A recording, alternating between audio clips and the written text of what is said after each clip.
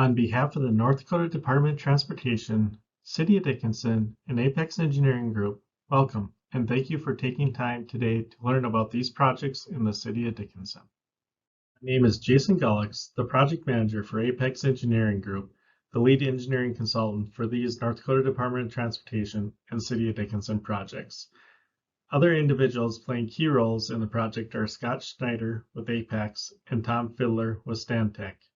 The sub-consultants assisting Apex on this project are Stantec for the roundabout layouts, Juniper for the cultural resource clearance, and Martinez Geospatial for the aerial survey.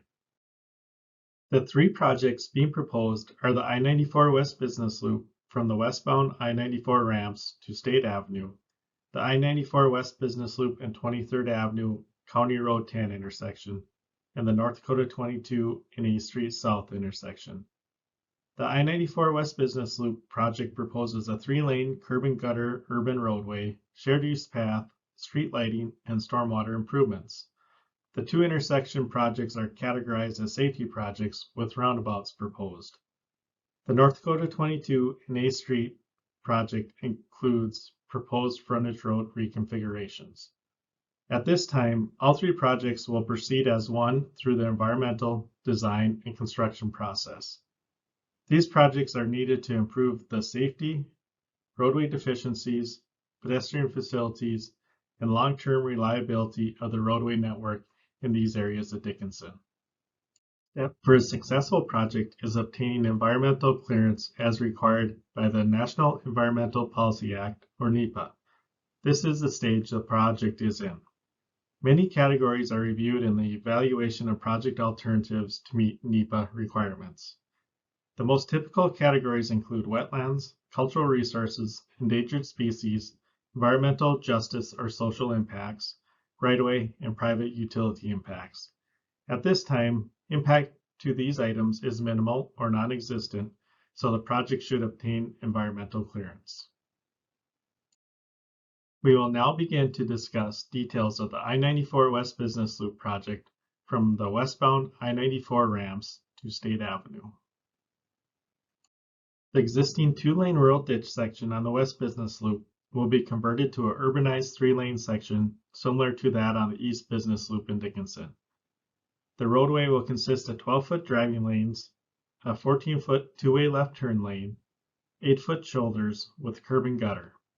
A shared use path is proposed on the east and north side, along with street lighting for the entire corridor. A ditch will remain on the west and south side. The existing ditch on the east and north side will be filled in. However, a shallow swale may be needed in some areas to accommodate the drainage design.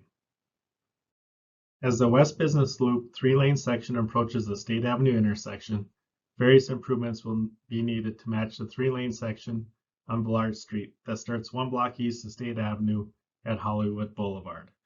The existing eastbound to southbound right turn lane will be removed and turned into green space. The median in the southwest corner will be revised, along with the traffic signals at the intersection.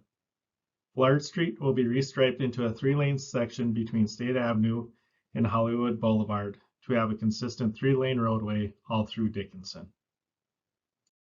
The area of the West Business Loop across the I-94 interchange will receive a mill and overlay, as the existing bridge is not wide enough for the proposed 3-lane section. The mill and overlay will start at the concrete just north of the I-94 westbound ramps and will stop just south of the I-94 eastbound ramps, at which point the reconstruction of the West Business Loop will begin. Since the West Business Loop will be under construction, the City of Dickinson plans to extend water main across the West Business Loop at 3 locations shown by the red arrows. This will be to facilitate future development on the west side and avoid disturbing the new roadway in the future. This water main work will be 100% city funds. This urban project is also eligible for enhancement funding, which will be capped at $450,000. These funds have the same cost share as the main roadway project. These funds cannot be used on the roundabout projects, as those are safety projects. Various landscaping improvements will be developed with these funds and implemented along the corridor. The conversion of the West Business Loop to an urbanized roadway, a storm sewer system will be installed to convey the drainage. This system will include inlets along the curb to catch the roadway drainage and will also connect to 5 existing private stormwater ponds and outlet piping as shown by the yellow circles. The storm sewer will collect all this drainage and discharge it at a single outfall location as depicted by the star. This outfall location does not change the existing drainage pattern. Existing storm sewer facilities will be used to convey drainage between 23rd Avenue and State Avenue. The existing facilities are at or near capacity in this area, so the design will be developed to maintain the current flow rates into the existing storm sewer systems. One way to achieve this is by creating shallow swales to temporarily store runoff. To construct the West Business Loop, a 3-phase work zone plan will be used. In Phase 1, the existing roadway will be widened. Once widened, Phase 2 will start with traffic shifted onto the Phase 1 widening. This will allow for construction of at least half of the new roadway. Once this half is completed, the traffic will be shifted onto this portion of the new roadway, and Phase 3 will begin, which will construct the remaining portion of the roadway. Before discussing details on the 2 roundabout projects, some general roundabout topics will be covered. Roundabouts have become more accepted by the public and are being used at more and more locations around the state. For those not familiar with roundabouts, here's a brief summary. A roundabout is a circular intersection where the user travels counterclockwise around a center island. There is no signal or stop sign to enter the circular roadway, only a yield sign, as the user must yield to the traffic already circulating the roundabout.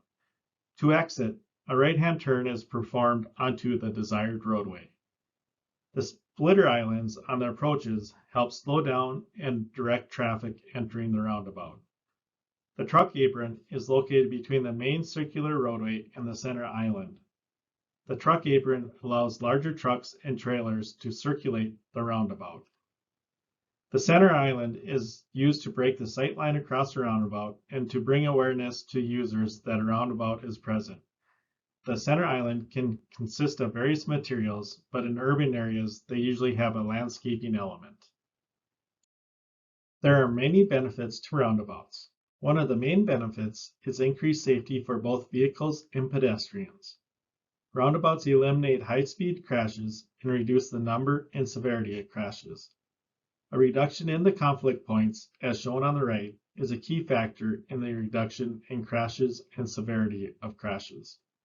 Other benefits of roundabouts include the improvement of traffic flow as vehicles continue to move, increase in traffic capacity, accommodations of many vehicle types, and the aesthetics it can provide.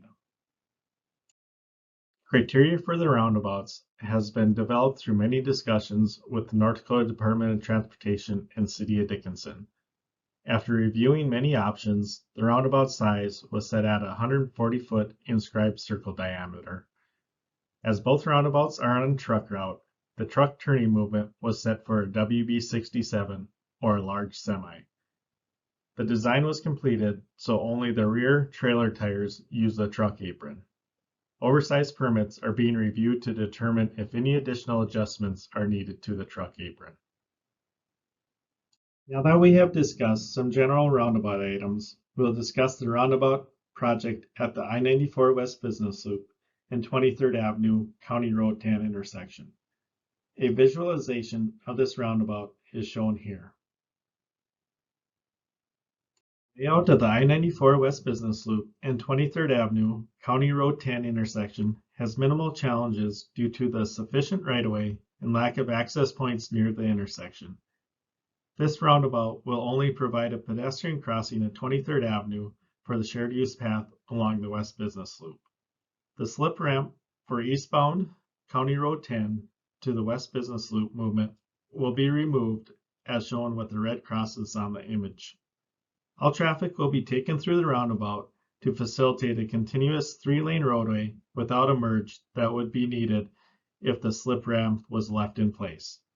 Drainage of this intersection is included in the main West Business Loop project drainage plan.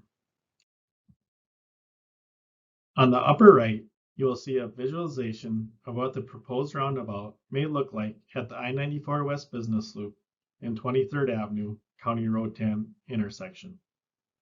The view in this visualization is looking north with the Dollar General to the lower right.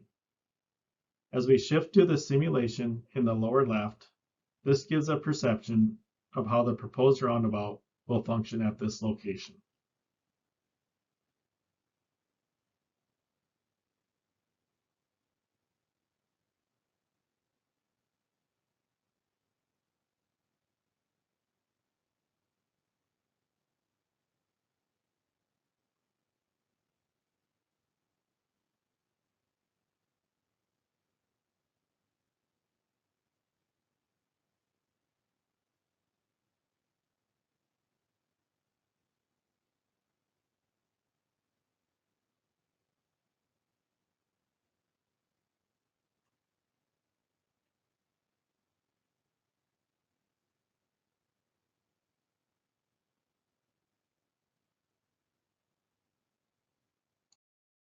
To construct the I-94 West Business Loop and 23rd Avenue, County Road 10 roundabout, a temporary roadway bypass will be constructed so 3 legs of the roundabout can be constructed at one time. While traffic is on the temporary bypass, 23rd Avenue will be closed and access to local businesses will be maintained from the east. Once the first 3 legs of the roundabout are constructed, the traffic will be shifted to these legs of the roundabout, and the 4th leg to the roundabout connecting to County Road 10 will be constructed. While this connection is being constructed, the slip ramp will be widened to carry 2 lanes of traffic to make a temporary connection for County Road 10. Once the slip ramp connection is no longer needed, it will be fully removed. We will now shift our focus to the North Dakota 22 and 8th Street South roundabout project, a project that is more complicated in regards to design and construction than the West Business Loop roundabout. A visualization of this roundabout is shown here. The North Dakota 22 and 8th Street roundabout layout has challenges to address as part of the project development. Close access points, including both driveways and frontage roads, to the intersection have been a key topic of the project team during the roundabout development. The frontage roads need to be reconfigured as they cannot enter onto 8th Street as they do today. Cul-de-sacs were considered to terminate the frontage roads just north of 8th Street, but the cul-de-sacs would not be able to meet city standards nor the requirements for emergency vehicles. The best solution is to curve the frontage roads into North Dakota 22 just north of 8th Street with right in, right out access due to the splitter islands. The splitter islands on all 4 intersection quadrants span across numerous access points: the Loaf and Jug driveway to the east, frontage roads to the north, the storage unit driveway to the west, and the North Wind construction driveway to the south. These driveways will have right in, right out access only.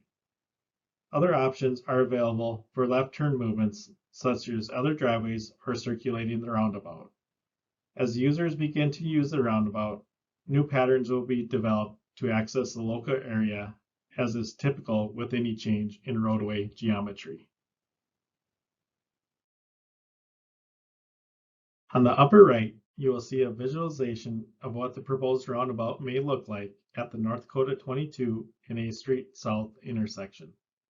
The view in this visualization is looking east with the Loaf and Jug to the upper left on this view. As we shift to the simulation in the lower left, this gives a perception of how the proposed roundabout will function at this location.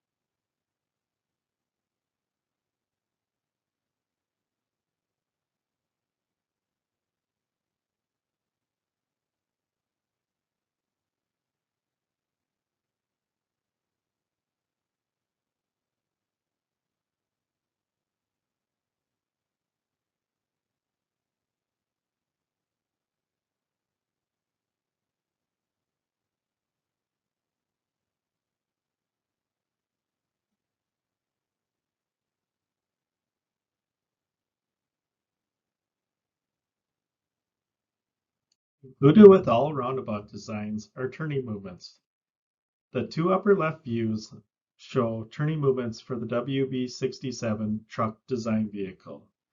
These turning movements would be similar on the West Business Loop roundabout as the two proposed roundabouts are the same size. The two lower turning movements were completed to ensure the functionality of the loaf and jug. The lower left view is a pickup and the lower right view is of a fuel delivery vehicle. This intersection is a high point with the drainage flowing away from the intersection as depicted by the blue arrows. Being at a high point makes drainage design easier. Existing drainage patterns will be maintained at this intersection, requiring only minimal or no additional drainage facilities. Constructing roundabouts is easiest and provides the best final product when one leg of the intersection can be closed, as will be done on the West Business Loop. The North Dakota 22 and 8th Street intersection probably doesn't lend itself to closing one leg, so the construction may be in many phases. Constructing roundabouts in multiple phases can be like putting a puzzle together. Portions of the splitter islands and other curves will not be installed in some phases so traffic can be maintained. When the roundabout is nearing completion, the portions of the splitter islands and curves that were left out to maintain traffic will be installed to finish the roundabout. To help facilitate construction, the frontage roads will be used to bypass traffic, along with additional easements on the south side of the intersection to allow for the shifting of the 8th Street traffic.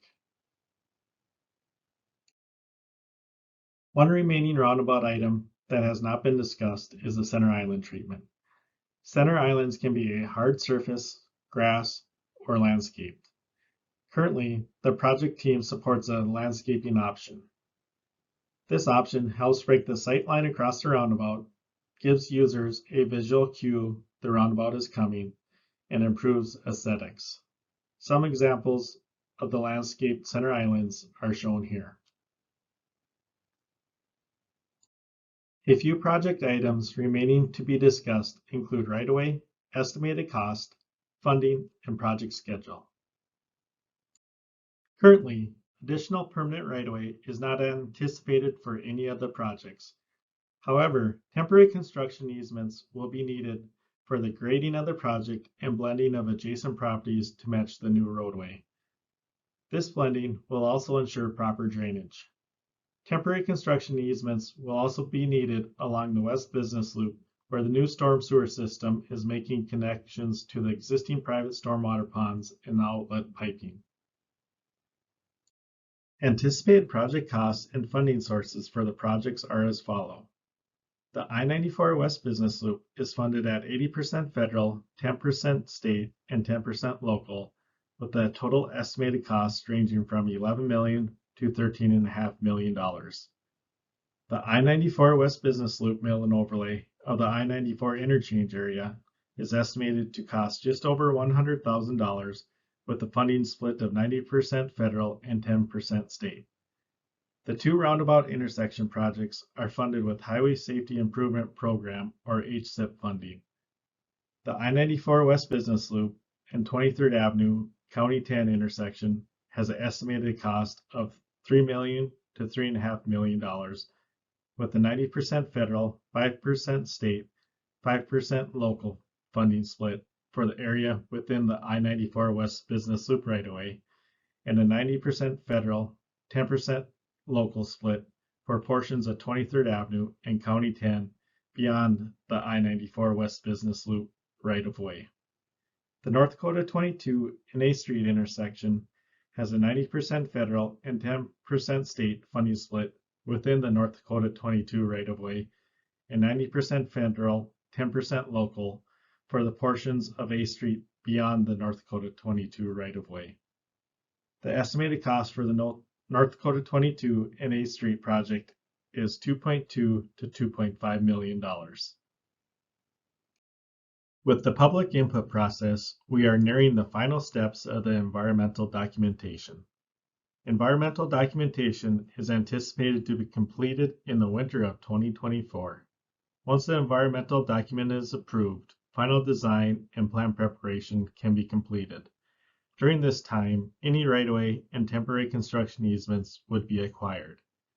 The plan completion and right-of-way acquisition is scheduled to be completed in the fall of 2024, with construction anticipated in 2026. Please note these dates are tentative and are subject to change for a variety of reasons. This concludes the presentation for these projects in the City of Dickinson. Should you have any concerns, issues, or needs, please provide written comments to me by mail or email.